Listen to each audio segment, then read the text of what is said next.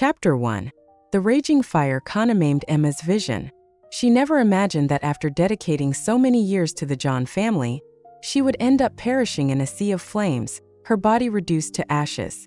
As the intense pain emerged through her, she screamed out her resentment and hatred towards the tightly shut door. "John, in my next life, I will grind your bones to dust." The thick smoke robbed Emma of her last breath. She felt her consciousness and soul plunge into an endless abyss. Flashing images of her past life flickered in her mind. With a splash, Emma thrashed in the bathtub, struggling to rise from the water.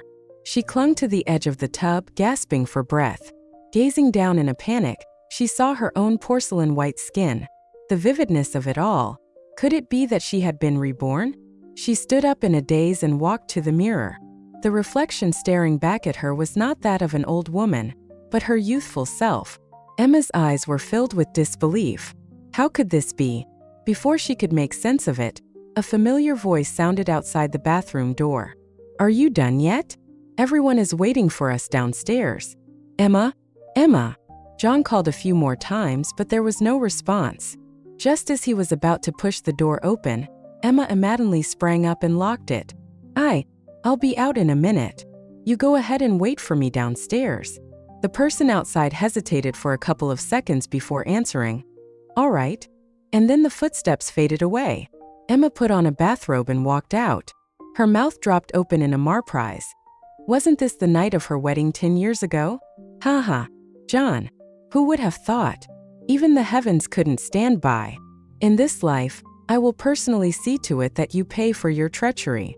The heavens have eyes, though people are heartless.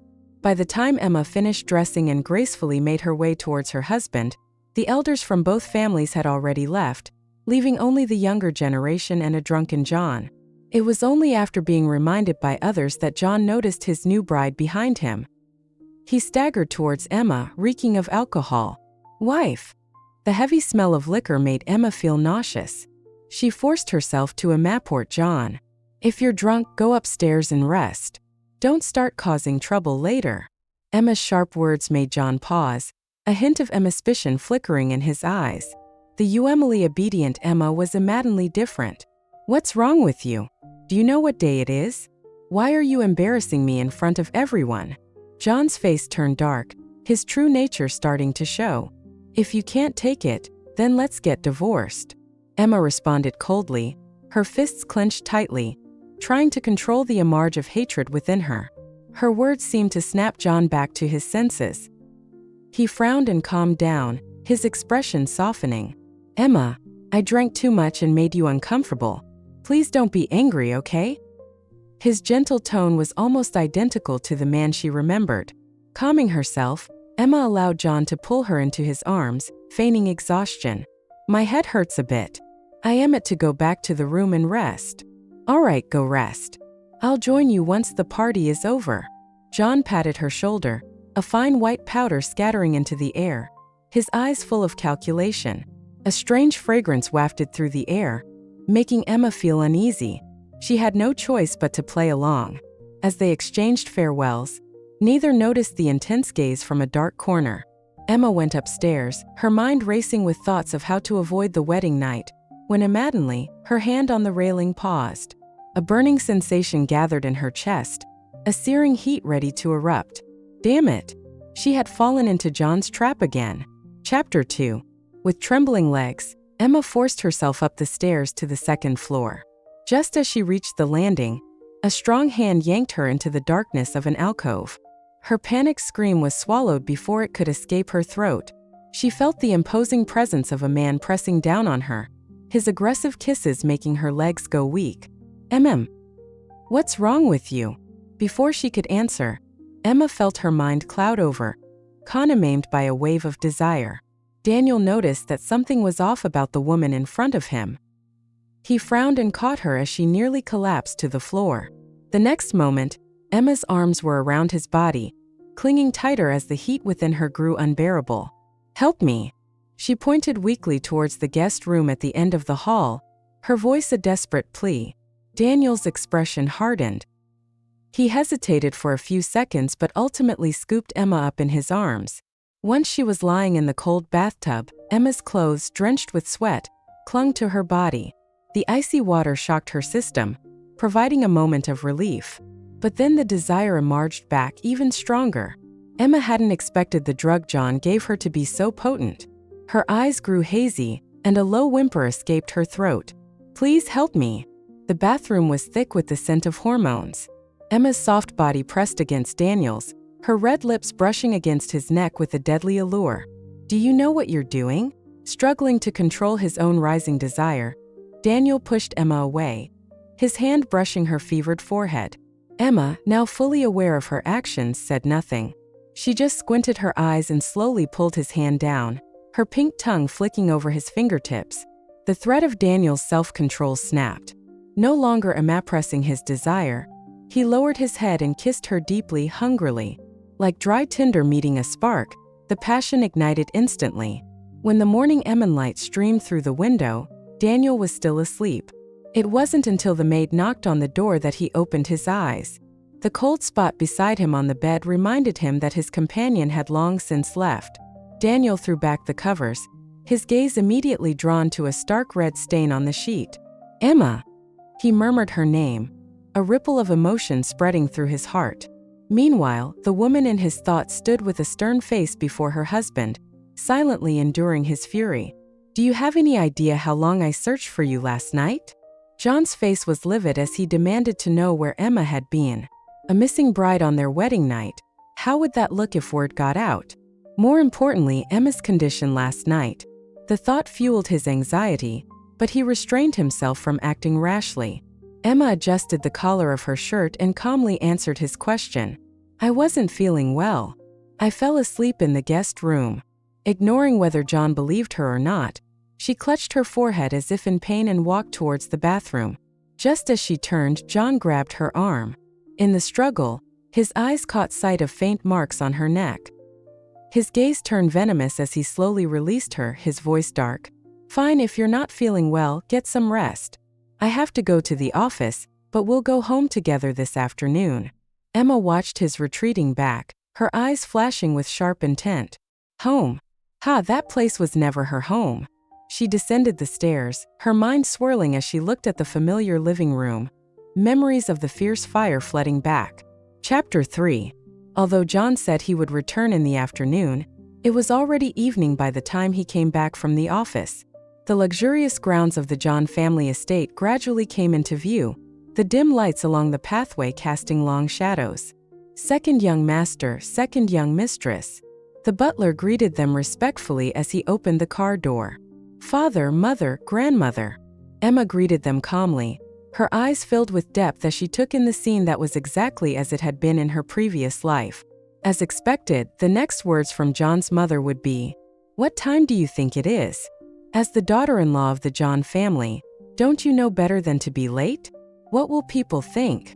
The elegantly dressed middle-aged woman gave Emma a sideways glance, attempting to appear sophisticated but failing due to her inherent crudeness.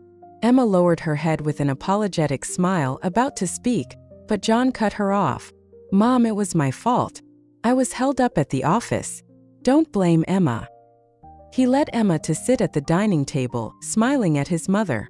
"I don't understand what's so urgent at your department manager job that you couldn't leave on time." The woman's muttered complaint was just loud enough for everyone to hear. With a loud bang, John's father slapped the table, his voice tinged with anger. "Stop ruining the mood on Emma's joyous day. Charlotte, don't be so sarcastic."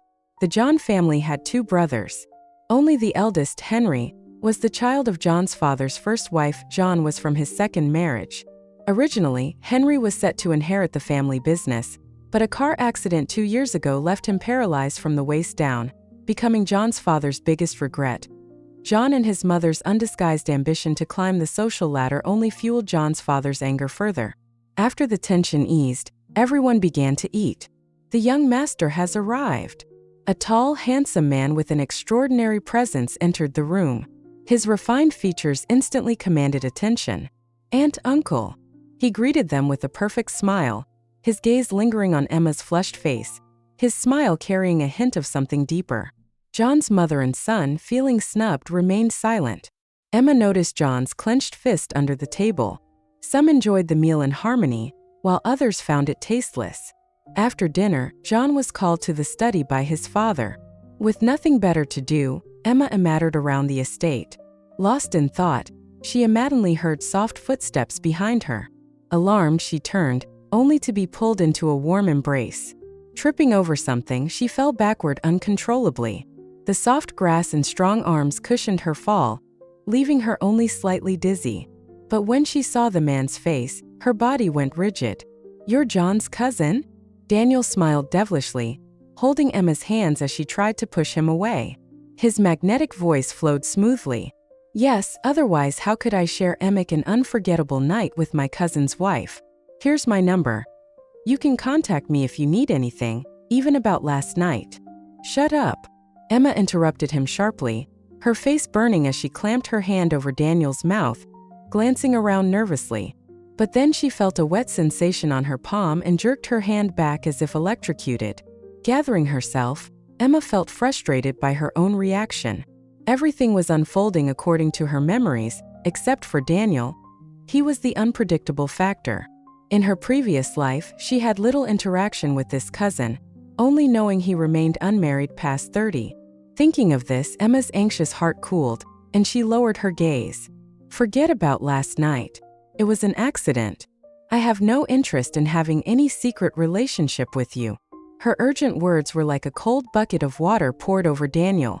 Seeing him stunned, Emma took the opportunity to straighten herself and walk away, her mind already planning her next move. She knew she couldn't afford any distractions, not even from someone as unexpected as Daniel.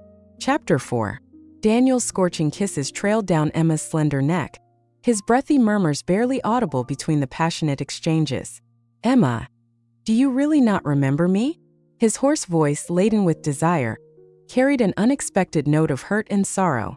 With a maddened, sharp slap, the intimate atmosphere shattered instantly.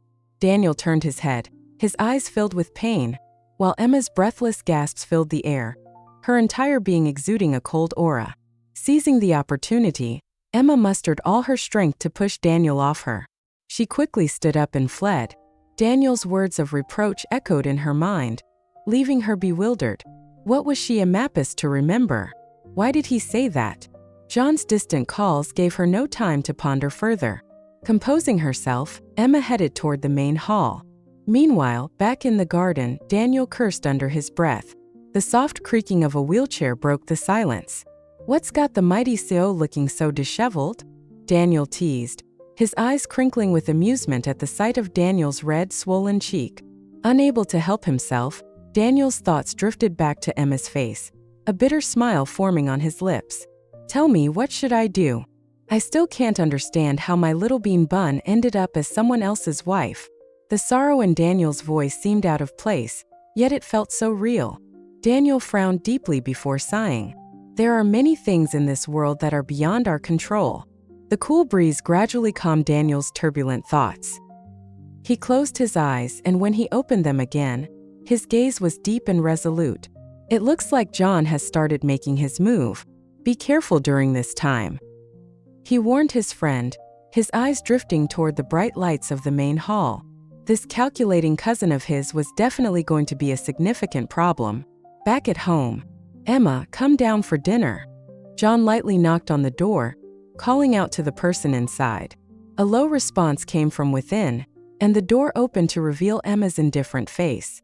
John smiled as he took Emma's hand, ignoring her slight resistance, and led her downstairs. The dining table was laden with fragrant dishes, but Emma had no appetite. Everything felt like the calm before the storm. Emma's hand holding the chopsticks trembled slightly with unease. John, feigning concern, reached out and placed his hand on her shoulder. "What's wrong?"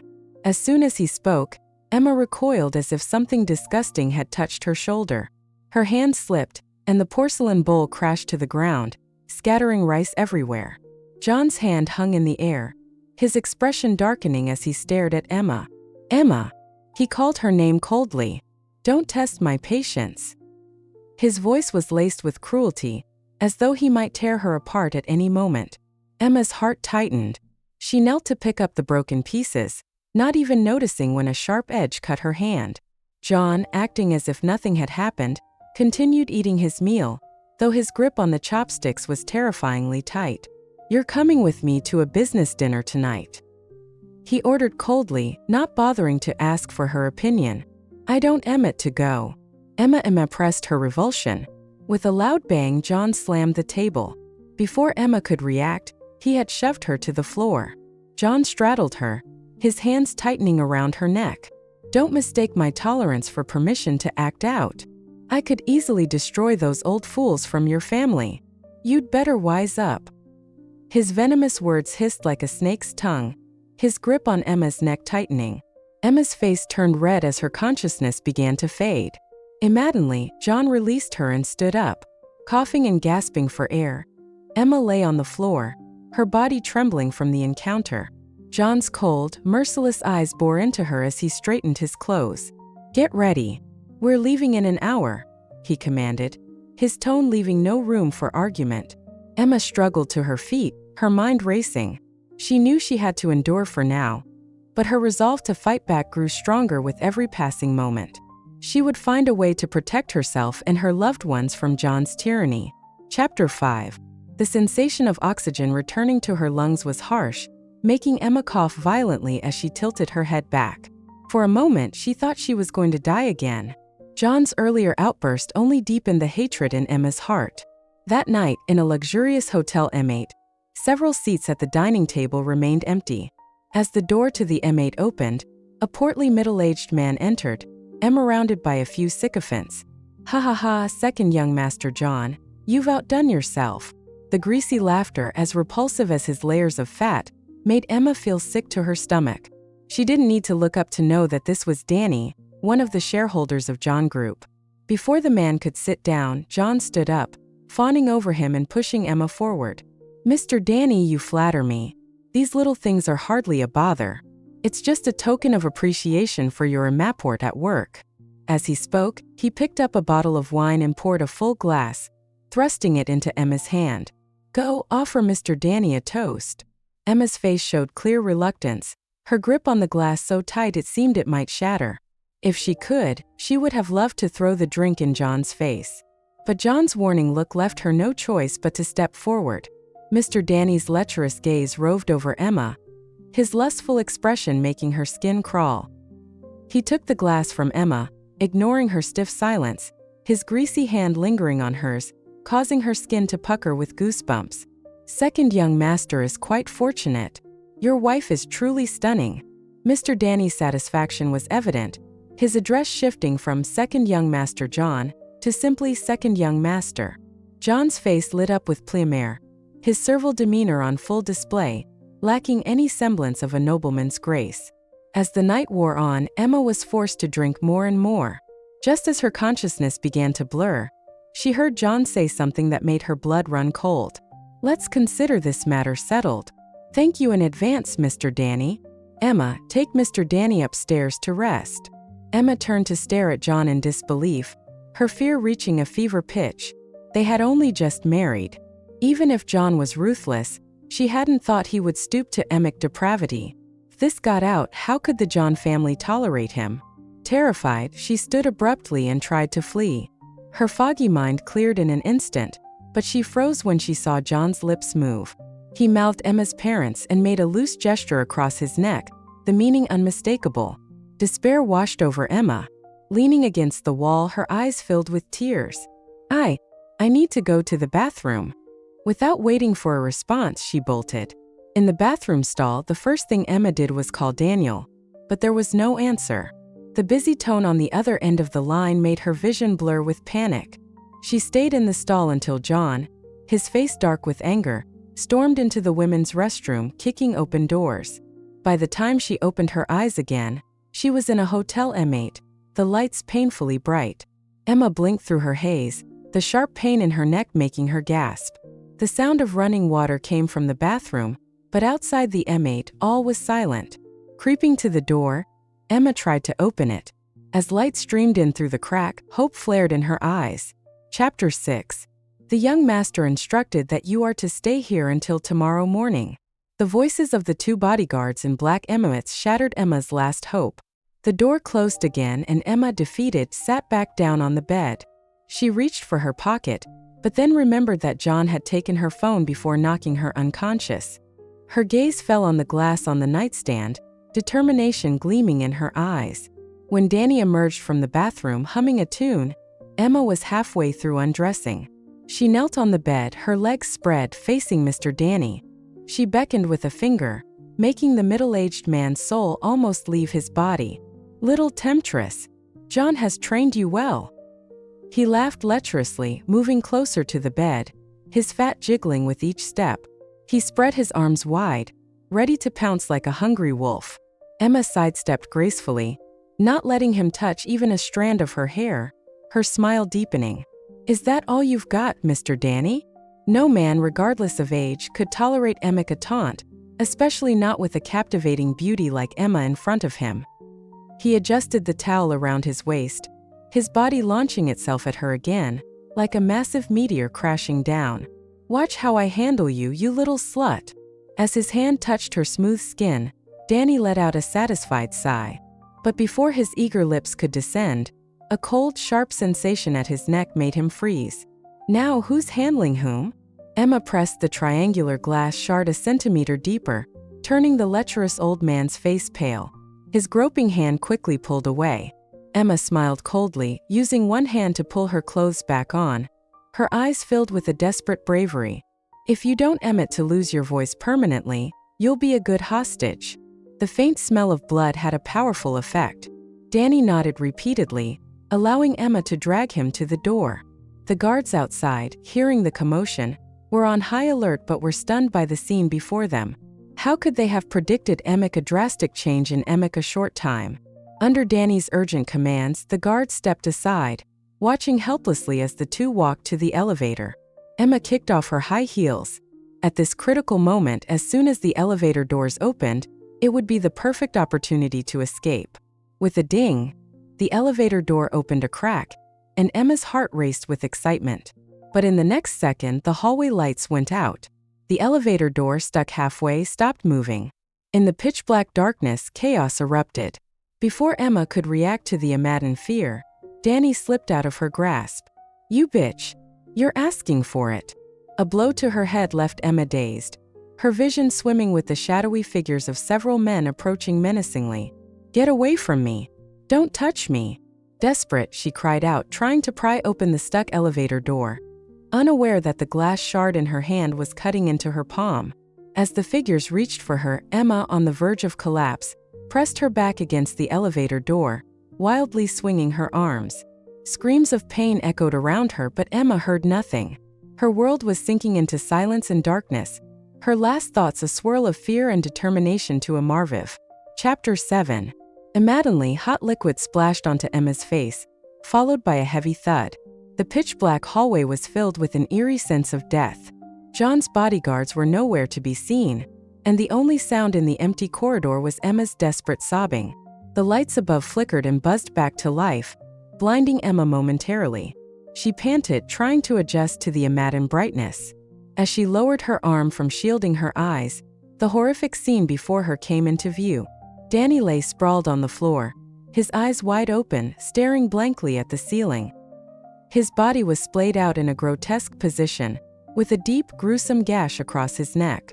Emma was stunned. She looked down at her blood-stained hands and collapsed to the ground. I killed someone." She repeated the phrase over and over, her voice breaking into a scream of despair before she slumped to the side, her vision blurring. In her fading consciousness, she vaguely heard hurried footsteps and Daniel's frantic calls. Before she could see him clearly, Emma come to the darkness. Daniel had just reached the top of the stairs when he heard Emma's heart-wrenching scream. "Emma! Emma!" He shouted her name in panic, his face pale. After confirming that Emma had no other injuries apart from her hand, Daniel finally sighed in relief. His eyes, cold with fury, turned to the bloodied body of Danny lying nearby. "Mr. Danny, the wound isn't deep. He's still breathing." One of the bodyguards checked Danny's pulse and found a faint sign of life. Daniel picked up the unconscious Emma, not looking back as he left. "Take care of this. Get him to the hospital. Make Emerhia Marvivs." He would not let Emma bear the burden of a murder charge, and those who hurt her would pay dearly. Perhaps overwhelmed by shock, Emma remained unconscious for a full day and night. It was only as the Emma set the next day that she began to wake. The unfamiliar room was dim and somber. Emma lay in bed, her eyes filled with confusion, her mind replaying the image of her blood-stained hands. With a creak, the door opened, letting in a gentle, warm light. Daniel stood in the doorway, his silhouette outlined by the light. He approached the bed, his gaze soft. Seeing Emma alive and well before him was a relief beyond words. Daniel bent down, pressing his warm lips to Emma's forehead, watching her eyelids tremble as she pretended to sleep. He tenderly kissed away her tears, his voice soothing. "Don't be afraid. It's all over. I'm here." His comforting words, spoken with a magic of their own, slowly eased Emma's troubled mind. She turned her head away, avoiding Daniel's gentle caresses, though her flushed cheeks betrayed her true feelings. "Are you angry with me?" Daniel chuckled softly, his fingers gently rubbing her earlobe, his eyes hiding his regret and sorrow behind a charming smile. If not for a company meeting, he would never have been late. Remembering the dozen missed calls from Emma on his phone, Daniel felt a sharp pang of guilt. Thankfully, everything was still in time. Chapter 8. Across several blocks, the central hospital was shrouded in the darkness of night, hiding all the conspiracies and filth. In the quiet room, only the beeping of the machines could be heard. Danny's corpulent body lay motionless on the bed. The eerie atmosphere grew thicker as the sound of shuffling footsteps approached. The door opened quietly. Half of John's face was illuminated by the hallway light, the other half hidden in darkness. His sinister smile made him look terrifying. He slowly approached the bed, excitement bubbling within him as he anticipated what was to come. Licking his lips like a pervert, he said, "Emma, let's see who's protecting you." With a swift motion, John pulled off Danny's oxygen mask, and all signs of life came to an abrupt halt. A loud knock on the door startled Emma, causing her to drop what she was holding. She cautiously walked to the door and unlocked it, revealing Daniel drenched and dripping water from his hair. "Danny is dead." Emma was taken away by the police at 3 in the morning. It was pouring rain, and Daniel's car followed them all the way to the station. The thunderous storm mirrored the heaviness of their hearts. It was too late for formal questioning, so Emma was temporarily detained until morning. She leaned against the wall, staring at the iron bars that enclosed her, feeling utterly hopeless. Just then, Daniel arrived with a lawyer, securing a brief meeting. Holding Emma's hand, Daniel spoke earnestly. "Remember, no matter what, do not admit to anything. I will save you." The next day's interrogation came swiftly. The police officer who had been guarding Emma cuffed her and roughly escorted her to the interrogation room. A middle-aged man in a police uniform, adorned with several badges, stood nearby, smiling.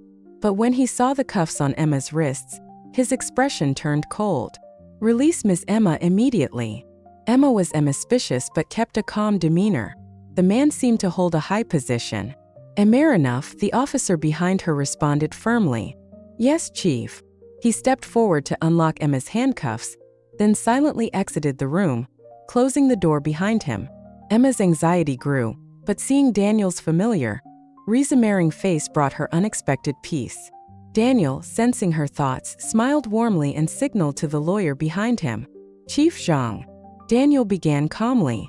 "This is the death certificate from the hospital, stating Danny died from asphyxiation due to lack of oxygen."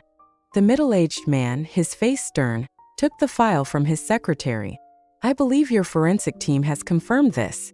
If I'm not mistaken, the time of death was around 2 a.m. yesterday." Daniel continued, standing up and placing his arm around Emma's shoulders. "Do you still need me to provide Miss Emma's alibi?" Chief Zhang's hesitant expression melted into a smile as he noticed the check tucked within the documents. His demeanor became obsequious, treating Daniel as if he were his superior. "With Mr. Danny's bail, our department will certainly not detain anyone without cause. We will ensure the real culprit is found and Miss Emma's name is cleared." With that, he opened the door and gestured for them to leave. Before Emma could fully comprehend what was happening, she was ushered out of the police station. The dark luxury car sped away from the station. Emma stared out the window, lost in thought, oblivious to Daniel leaning closer. "Emma." His voice was low and gentle. Startled, Emma turned to him, only to be met with Daniel's intense kiss. Caught off guard, she found herself pulled into the kiss, her mind reeling.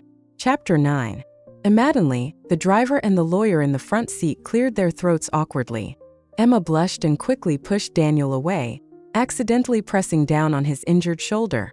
A pained grunt escaped from him, and the next second, Emma saw him bend over in discomfort, sweat beading on his forehead. Emma panicked, her concern evident in her eyes. "I'm sorry, I didn't mean to." Before she could finish, Daniel silenced her with his hand, straightening up with an attempt at composure. He gazed at Emma seriously. "Don't apologize to me." Those 3 words felt distant. Perhaps it was Daniel's affectionate gaze that made Emma uneasy. She lowered her eyes, feeling inexplicably confused. Just as Daniel was about to say more, Emma changed the subject. "What was that death certificate about?" Daniel noticed her furrowed brow and smiled lightly, rubbing his thumb and index finger together, his meaning clear. "In this world, there's nothing money can't solve. If there is, it's because there isn't enough money." Emma understood instantly, feeling a pang of desolation. Her chaotic thoughts were interrupted as the car stopped in front of Daniel's villa. Emma got out and followed Daniel, only to freeze immediately. Daniel, noticing her unusual behavior, quickly pulled her close. Before he could ask, the driver behind them gasped. "Mr. Danny, what's that?" Following the driver's pointing finger, Daniel looked down and saw a white envelope under Emma's heel, exuding an eerie aura. Holding Emma with one arm, Daniel picked up the envelope. A sense of foreboding grew as he and Emma exchanged glances before he carefully opened it. Inside were several gruesome and bloody photos, taken with infrared cameras, showing horrifying scenes with unsettling clarity. Emma's vision dimmed, and she nearly collapsed under the weight of the shock. There was no need to guess who had sent these photos. Daniel fought to control his emerging emotions as he flipped through the photos, finding a small note tucked among them. "Mr. Danny, enjoying your sister-in-law?" The sarcastic note crumpled in Daniel's hand, his eyes blazing with fury. Emma closed her eyes in despair. When she opened them again, her expression was resolute. "Daniel, we should stop contacting each other." Before she could finish, Daniel pressed his fingers to her lips, then gently kissed her forehead. "Some things should not be said lightly. Just as I said I would help you, I will." His tone was calm, but the determination in his eyes was undeniable. "For now, go back to the John family. John won't harm you in front of the old lady. I'll have Daniel look after you. Leave the outside matters to me." Emma looked at him, overwhelmed with gratitude. Given the current situation, she had no choice but to follow Daniel's advice. That night, as usual, Emma helped the old lady take her bedtime medication before heading downstairs with the cup. The old woman, at her advanced age, fell asleep early but often woke in the middle of the night. After placing the washed cup in the sterilizer, Emma heard faint voices from the bathroom.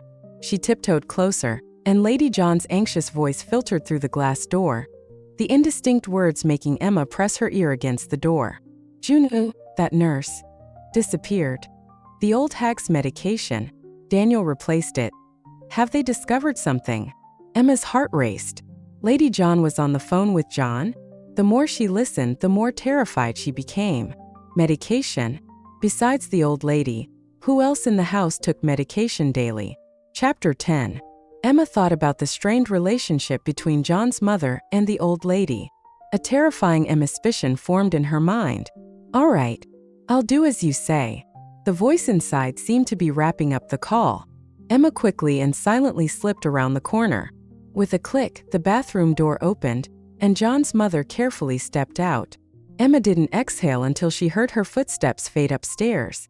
The shocking information she had unintentionally overheard kept Emma awake all night. In the morning, Emma was too preoccupied to help the maid prepare the old lady's nutritious breakfast. After much hesitation, she knocked on Daniel's door. "What's the matter, sister-in-law?" Daniel frowned, struggling to sit up in bed.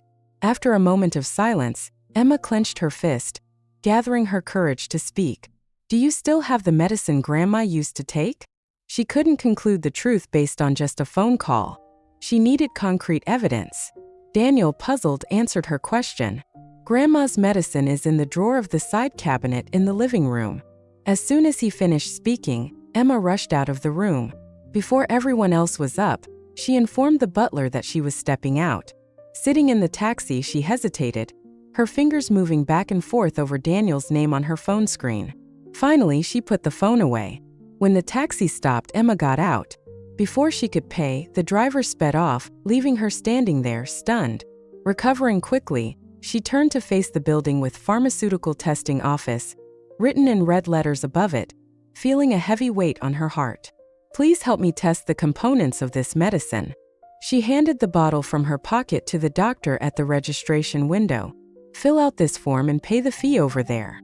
The doctor took the bottle and gave her a gentle reminder. By the time the reamalts were ready, it was around 5 p.m. Emma sat in the waiting area fighting off sleep. She had been unusually drowsy lately. Miss? The doctor would like to see you. A soft-spoken nurse pointed her towards the office door before walking away. Struggling to stay awake, Emma entered the office. Miss Emma, correct? Here is the test report for the medicine you administered. The doctor handed her a sheet of paper filled with complex terms. Emma was confused and hadn't yet asked any questions when the doctor spoke up. Is someone taking this medicine? Seeing the serious expression on the doctor's face, Emma instinctively shook her head. Is there a problem with this medicine? She still held on to a glimmer of hope, not omitting to believe the worst. There is a significant problem. Besides the UML ingredients for promoting blood circulation and wellness, this medicine contains a trace amount of arsenic amalphide, or arsenic. As the doctor spoke, Emma's expression became increasingly distraught. The suspicion that John's mother and son were poisoning the old lady was confirmed, a revelation of monstrous proportions. What happens with long-term use? The doctor paused, maintaining a skeptical look at Emma but decided to continue. If you're using it to kill pests, one dose is enough. For humans, it slowly destroys the respiratory and circulatory systems. Accumulated over time, it can be fatal. Emma's heart skipped a beat. A chilling sensation spread from her toes to her head. Chapter 11. Emma, thinking about everything she had just discovered, quickly hailed a taxi outside the hospital. Just as she gave the driver the address, her phone rang from her pocket. Glancing at the screen, she saw it was Daniel, the person she had been thinking about all morning. Do you have time now? Come to the John house.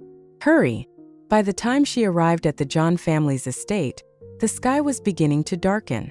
The house was brightly lit and Emma, clutching her pounding heart, slowly walked inside. To her surprise, the entire John family was gathered in the living room, including John, who rarely came home, sitting on the sofa. As soon as she entered, all eyes turned towards her. What's going on?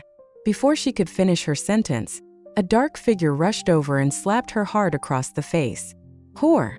How could I have married Emick, a venomous woman? John cursed through gritted teeth, spewing inamalt after inamalt.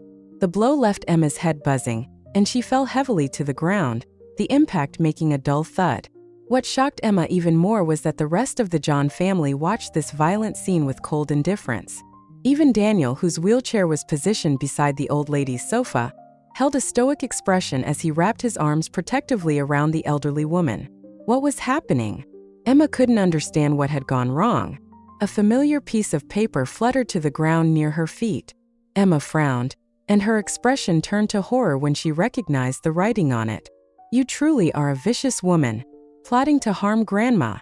John accused her fiercely. The paper on the floor was identical to the drug composition test report she had in her pocket.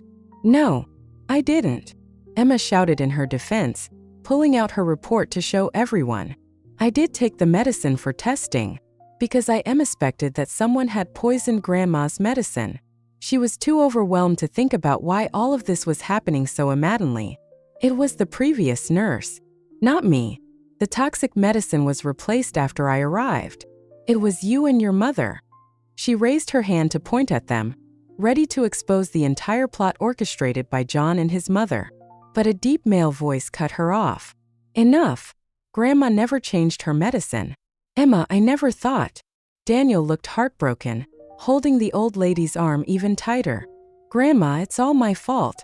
If I hadn't let her take care of you, Hearing these words, Emma's eyes widened in shock.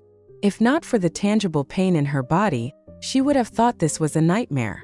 Just that morning, she had asked Daniel about changing the medicine, and now he was denying it. No matter what she said, she couldn't defend herself. Her throat felt dry, and a wave of despair washed over her.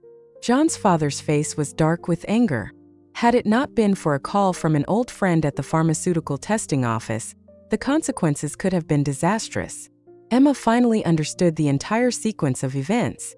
From the moment John's mother made that phone call in the bathroom, it had all been a massive setup.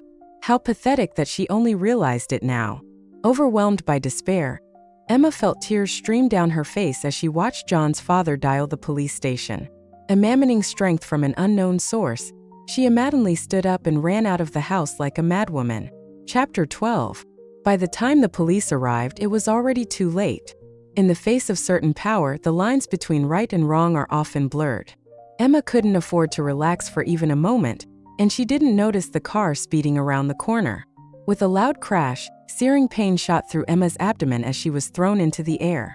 Daniel was on his way to the John house when he called Emma, a growing sense of unease gnawing at him. Spotting the John family's villa in the distance, he accelerated, gripped by the fear that he might be too late to see Emma again. Everything happened in a flash. Daniel's heart stopped as he watched the familiar figure being hurled several meters by the force of the collision. Stumbling out of his car, Daniel ran frantically to the bloodied figure on the ground. Cradling Emma in his arms, his lips trembled, unable to form coherent words. "Emma! Emma!" He emmeted to hold her close, but froze when he felt the sticky wetness of blood on her scalp. The excruciating pain in her lower abdomen filled Emma with terror, far encompassing her concern for her own safety, as if something vital was slipping away from her body. "Emma, don't close your eyes. I'm taking you to the hospital now." Daniel's voice was choked with tears. Seeing the blood pooling beneath Emma only deepened his panic. Daniel sped through countless red lights, oblivious to the blaring horns around him, his focus solely on the road ahead. By the time they reached the hospital, Emma's breathing was faint, yet the pain kept her from fully losing consciousness. She drifted in and out, occasionally moaning softly, her face deathly pale. "Doctor! Doctor!" Daniel's desperate shouts echoed through the hospital. His forehead, neck, and arms bulged with veins, his shirt soaked with both sweat and blood. "Please, save her." Tears flowed unchecked from the man's eyes. Emma's emergency lasted deep into the night. Daniel sat in the corridor, a haunted look in his eyes, oblivious to the curious stares from passers-by. The ticking of the clock seemed to stretch endlessly until the operating room doors finally opened. The sweat-drenched doctor emerged, and Daniel rushed over. "Doctor, how is she?" The doctor sighed, his words a mix of relief and sorrow. "The adult is out of danger, but the child in her womb." The word child made Daniel's body go rigid. Emma was pregnant? That meant it was their child. Daniel stared at his trembling, blood-stained hands, unable to believe what he had done. He had killed their child with his own hands. Despair engulfed Daniel, the weight of guilt pressing down on his shoulders, nearly suffocating him. The doctor, instructing a nurse, turned back to comfort Daniel. "It's fortunate she survived. There will be other chances for children." Accustomed to emic tragedies, the doctor patted Daniel's shoulder encouragingly before walking away, leaving Daniel unresponsive and desolate. Harsh light streamed through the window, falling on Emma's face without warmth. Her eyes, unfocused, roamed the room, the stark whiteness making her dizzy. "This is a hospital? So she wasn't dead after all." Chapter 13. Voices murmured softly outside the door, unfamiliar yet grounding. As Emma tried to make sense of her surroundings, the door immediately opened, and Daniel's face lit up with joy upon seeing her awake. "Emma!" He rushed over, cupping her face in his hands, his eyes glistening with unshed tears. "You know, you've been unconscious for 2 days." For the past 2 days, Daniel had been by her bedside, not knowing how many hours he had gone without sleep. Emma blinked, recalling the humiliation she had faced at the John house. Seeing Daniel now, all her suppressed emotions emerged forth, turning into overwhelming grief. Clutching Daniel's waist, she sobbed quietly. "About the old lady. You believe me, right?" This was her deepest concern. She needed to hear that someone believed in her, even if it was just one person. Daniel's breath hitched. He gently patted her back, reluctant to broach the abject. "I'll get to the bottom of this. Don't worry, I won't let anything happen to you. You're safe with me." Emma released her hold, her face turning pale. Daniel's words implied that he might also be doubting her. Something seemed to shatter inside her, the sound echoing in her mind. Her arms fell limply to her sides. Daniel, preoccupied with his thoughts, didn't notice Emma's reaction. He turned to prepare the steaming bowl of porridge he had just bought. A week passed, with Emma's health improving under Daniel's meticulous care. John and his cohort had no chance to get near her. Having just finished a cigarette by the window, Daniel debated whether to tell Emma about her miscarriage. Steeling himself, he entered her room with a soft smile, only to freeze in shock. The room was empty. He called out, but there was no response. A wave of fear washed over him as he scanned the room, his eyes landing on a piece of paper on the nightstand. Dread filled Daniel's mind as he approached, the light piece of paper feeling impossibly heavy in his hands. "I'm leaving. Don't look for me." The 5 simple words plunged Daniel into despair. Clutching the note, he ran out of the hospital, hoping against hope to find Emma nearby. He searched the crowded hospital, calling her name, but the hope slowly faded. When he went to the Emma family home, he was stopped at the door. Daniel waited outside the villa for a day and a night, but Emma never appeared. "Stop waiting. Emma won't see you. She's already sent divorce papers to John. Emma's nothing more to do with your family." Emma's mother stood at the door, worry etched on her face. Seeing the approaching storm, she tried to persuade Daniel one last time. Daniel, filled with sorrow, punched the car door. The small flame of hope in his heart was extinguished by the distant rumble of thunder. "Mother-in-law, I understand," he replied softly, his tone devoid of emotion, watching as Emma's mother sighed and closed the door. With a final bang, the torrential rain began, pouring down on the ground and the hearts of the heartbroken. Upstairs, Emma stood by the bedroom window, watching Daniel's car disappear into the rain. It felt as though something inside her had been extinguished as well. The dull ache in her chest told her that she had unknowingly fallen in love with Daniel, the man who always said, "Don't be afraid. I'm here." Even before leaving, she was already consumed by longing. She realized she had no strength or right to stand by Daniel's side. One day, he might not be able to protect her, nor would he be obligated to keep her under his wing. So she would wait until she could rise from the ashes. That night, Emma bought a plane ticket to study abroad. At the bustling airport, Emma sighed softly and pulled out her phone. "I'm leaving. Maybe we'll meet again." She sent the message. Chapter 14. 5 years had passed in the blink of an eye. As Emma stepped out of the airport, she had already informed the driver of her hotel destination. Ever since she decided to return to this city, her thoughts had been a whirlwind. The familiarity of the streets and buildings brought back all the Emma-pressed memories and longings she had buried over the years. "Daniel, I'm back. How have you been?" With the driver's help, she moved her luggage into the room. By the time she finished, it was already late at night. The next morning, Emma drove her newly bought car around the city, aimlessly amattering until she found herself at the address of the Emma family's villa from 5 years ago. When she had left City A, her parents had moved to New York a year later. Despite the larger and more competitive environment, the Emma family had managed to establish a foothold. In these 5 years, she had never once returned. What was once a beautifully maintained villa was now covered in dust, with wild grass growing in patches, stubbornly clinging to life with their withered roots. For a moment, Emma seemed to see the torrential rain from 5 years ago that drenched everything, and the sorrowful figure standing in it. Sighing, she realized the day was coming to an end and decided to head back to her car and leave. As she drove along the winding asphalt road, other vehicles occasionally passed by. A black car sped by her, and Emma didn't notice the familiar face that had haunted her dreams for 5 years, staring out of its window. By the time she returned to the hotel, it was nearly 10 at night.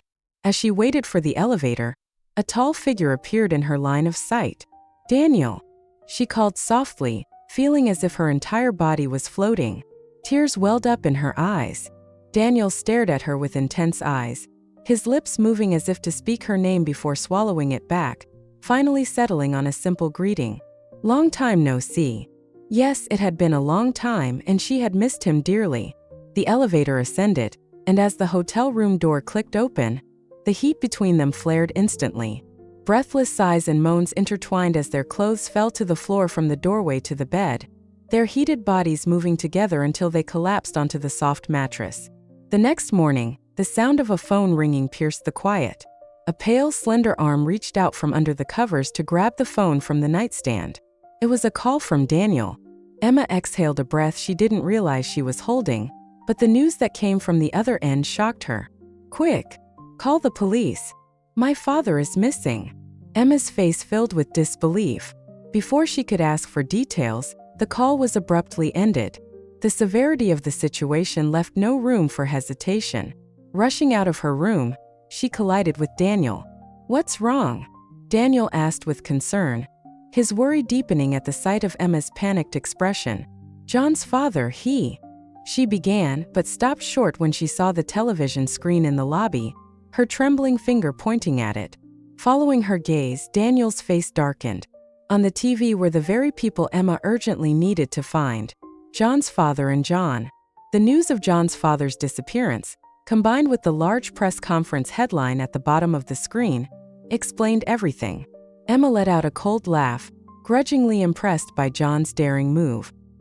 He had directly kidnapped and threatened John's father to hold a press conference, transferring all of John's assets to himself. Damn it! John, that bastard! Even Daniel's face was grim. They needed to get to the scene immediately. If John's father signed those papers, it would be too late. Chapter 15. Meanwhile, John, who had meticulously planned everything, was smiling emittently in front of the cameras. The bustling atmosphere created by the crowded reporters nearly lifted the ceiling, their flashing cameras blinding. In stark contrast, John's father sat pale-faced on the stage. The audience had no idea, but John's father could clearly feel the sharp knife pressed against his waist. One wrong move and his life could be in danger today. "Dad, don't frown. Smile." John leaned down and whispered in John's father's ear, his voice cold and sinister like a lurking devil. John's father had always known his son's ambitious nature and had impressed him for years, never giving him significant responsibilities. Yet he never imagined John would do something so insane, threatening his own father. "Bastard!" He cursed through gritted teeth, his body burning with anger. The next moment he froze as the knife pressed deeper. "I said smile." John's expression was masked by a fake smile as he gestured, hiding his menacing look. His gaze was like a venomous snake, cold and deadly. Helpless, John's father forced a smile that looked more like a grimace.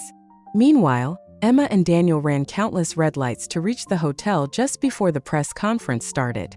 They barely had time to park the car before rushing inside, only to be blocked by a group of burly bodyguards who seemed to have been waiting for them, forming a human wall. "Move!" Daniel roared. A cacophony of fists and kicks erupted as the bodyguards attacked Daniel and Emma, some even trying to separate Emma from Daniel. Despite Daniel's skills, he was quickly overwhelmed. A punch landed hard on his shoulder, and he staggered back, struggling to stay on his feet. "Daniel!" Emma cried out in panic, evaporating him as time slipped away. Her anxiety peaked as a torrent of blows rained down on them. Daniel shielded Emma with his body, silently enduring the brutal assault. His consciousness began to fade. "Stop it! Stop hitting him!" Emma screamed and struggled, her eyes fixed on Daniel's reassuming yet bleeding face. The relentless sound of flesh hitting flesh was sickening. Just as Emma's desperation reached its peak, the distant wail of police sirens filled the air. The panicked bodyguards had no time to escape and were swiftly apprehended by the arriving police. Daniel was severely injured, barely able to stand. Emma held him up, her face filled with worry at his pale complexion. "I'm fine. We need to save Uncle first." He gritted out, his determination leaving no room for Emma to argue, his hand gently comforting her. With no other choice, Emma evaporated him as they slowly made their way to the press conference. Inside the hotel, John impressed his impatience, watching as the media filled the room. A smug smile played on his lips. Someone whispered in his ear, and John's expression changed instantly. "We can start," he said darkly to his father. John's father stiffened, his trembling hand reaching for the microphone on the table. The previously noisy room fell silent as John's father cleared his throat in front of the microphone. The continuous click of cameras filled the air, all waiting for his crucial announcement.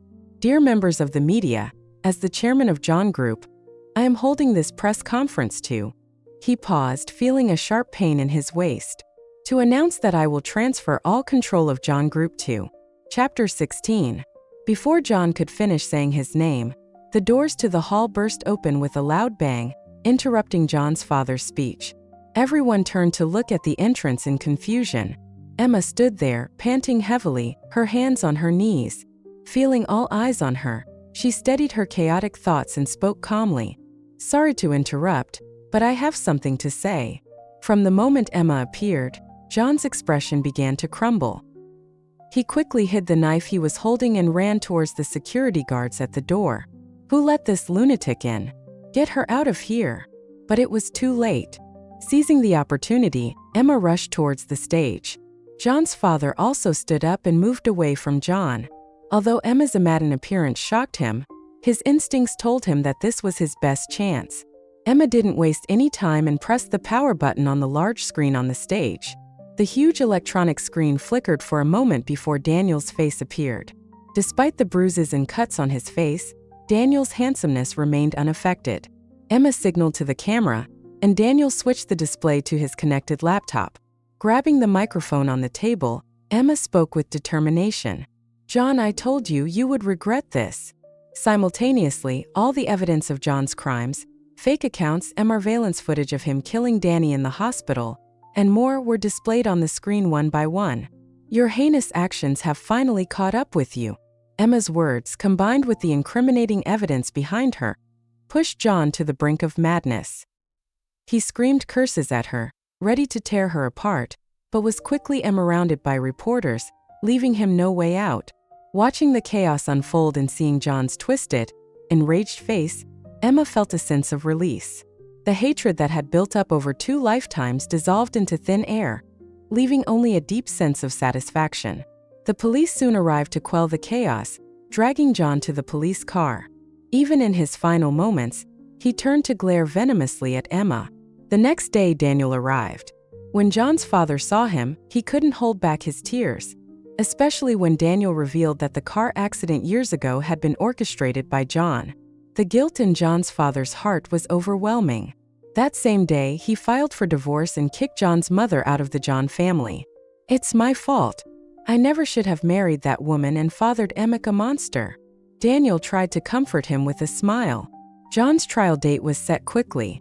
During this period, no family visits were allowed, giving Emma and the others a few peaceful days without the looming threat. On the day of the trial, Emma arrived early. She emmitted to see her enemy face the consequences he deserved. As the judge and the plaintiff and defendant entered, the trial officially began. John, dressed in a yellow prison uniform and shackled hand and foot, walked slowly through a small door on the side. When he looked up and saw Emma in the audience, he immediately went berserk, screaming her name. The guard's electric baton crackled, and John collapsed, convulsing on the ground, his eyes still filled with venomous hatred for Emma. John was dragged to the defendant's stand, and the judge banged his gavel to start the proceedings. To everyone's surprise, John confessed to all his crimes, killing Danny, framing Emma, and more. Each horrific act he admitted to and admitted he would spend the rest of his life behind bars. Emma watched as justice was finally served. The weight of 2 lifetimes of hatred lifted off her shoulders, replaced by a sense of Salome and peace. Chapter 17. When the judge announced the verdict, everyone breathed a collective sigh of relief. Death penalty with a 3-month reprieve. This was the most fitting and just outcome for John. As John was about to be taken away, a heart-wrenching cry erupted from the audience. A figure stumbled down, rushing to embrace John from behind. "Don't kill my son. Please don't." The woman's desperate voice echoed through the courtroom, causing a wave of pity among the onlookers. John turned to face his mother, his expression indifferent. Immediately, he smiled gently. "Mom, come closer." I am it to tell you something." With tears streaming down her face, John's mother nodded repeatedly and leaned in. What happened next was beyond anyone's imagination. A piercing scream filled the room as John bit down hard on his mother's ear. Blood gushed out instantly. The guards scrambled to pull them apart. John, now separated, still had half an ear in his mouth, his face smeared with blood, looking deranged and terrifying. "It's all because of you, you worthless woman. You ruined my life. All because of you. No background, no status, nothing. You dragged me down with you." The crowd erupted in outrage at John's abhorrent behavior, shouting in disgust. Emma felt a deep sorrow for John's mother. John's mother, sitting on the floor in shock, stared blankly ahead. She never imagined Emick's words would come from her own son. Maddeningly, she stood up and hurled herself at the wall. Blood stained the white wall as John's mother collapsed, the gaping wound on her forehead a testament to her final desperate act. She convulsed a few times before succumbing to her injuries. The chaotic scene was quickly brought under control. Amid the turmoil, Daniel pulled Emma into his arms, his gentle voice whispering in her ear, "Don't be afraid. I'm here." Emma thought to herself, no matter how many lifetimes she lived, these words would always be the sweetest promise. "Daniel, you are the best gift heaven has given me, the most precious compensation."